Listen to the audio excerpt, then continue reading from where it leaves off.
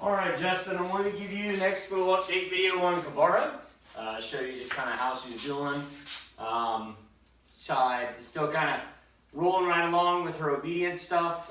Everything is going fine. No hiccups, no big problems. Kavara is doing well. She's easy to keep. She's clean, she's quiet, she's very comfortable with all the other dogs now. Very happy with that. She seems to be really healthy.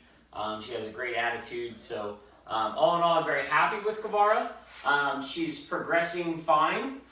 Sort of very classic, very traditional. Just sort of taking nice, consistent baby steps, which is what we want. We want nice progression. If she goes faster, great. But so long as we're sure that she's making good progress and doing it and building on what she's learned, I'm happy. So let me show you kind of the next couple steps of what we're working on here. Here, Kavara, here. Good. So one of the things we have to teach her in order to be a good gun dog, or if we go through the hunt test world, we're working through this idea we call force fetch, which is how we teach her to grab something on command and don't drop it until we tell her to give it to us. Was that the itchy spot? Was that the spot? Or was it? She's such a good girl. But anyway, the way that we do this is that we need to start to work on getting her to initiate grabbing and holding. We've been working on just carrying something that I put in her mouth, but I want her to now start to initiate the grab on her own to grab something so that we can tell her, pick that up, and then bring it to me. So let me show you how we do this. So with Kavara right here at heel, good girl, sit. Good girl. What I'm going to do is I'm going to take my left hand, I'm going to put a couple fingers under her collar, and then I'm going to take my other two, my index finger and my thumb, I'm going to hold onto her ear. And all I'm going to do is lightly apply some pressure to her ear so that she feels pressure and something annoying her. It's not painful, but we want to cause some sensation that she wants to stop. So what I'm going to do, I'm going to start to squeeze as soon as I bring the stick close. So I'm going to squeeze now. And we see her react, but not, freaking out. Good. And as soon as the stick goes in her mouth, we immediately take that pressure away. So what we're teaching her is, get the stick in your mouth and I'll stop annoying you. And so this is sort of the major mechanism we use to teach the dog to pick something up. You'll notice now that she's not fighting me at all on holding the object in her mouth. She will sit here and hold it nicely and politely for as long as I want her to.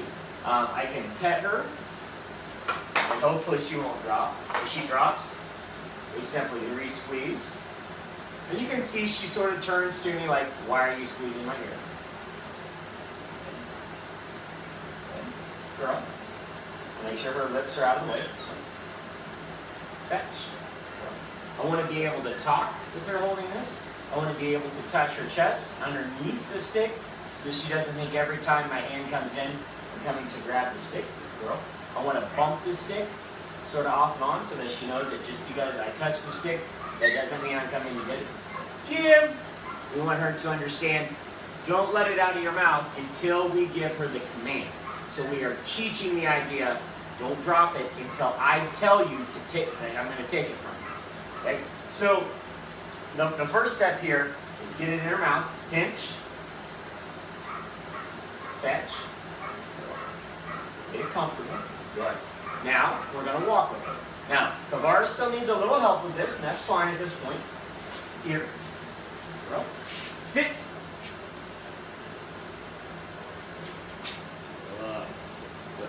Fetch. Give. So what we want to teach her is the idea that she's going to be holding something, walk to a spot, sit down, and then give it to us. So when we do this for the hunt test world or for the gun dog world, we want the dog to understand we're going to be carrying something. Don't drop it until I tell you to. So that's sort of the name of the game here. Now, Kavara is doing fine. I'm happy with her. She seems to have a pretty good attitude. She's definitely a licker. She gets that from her father.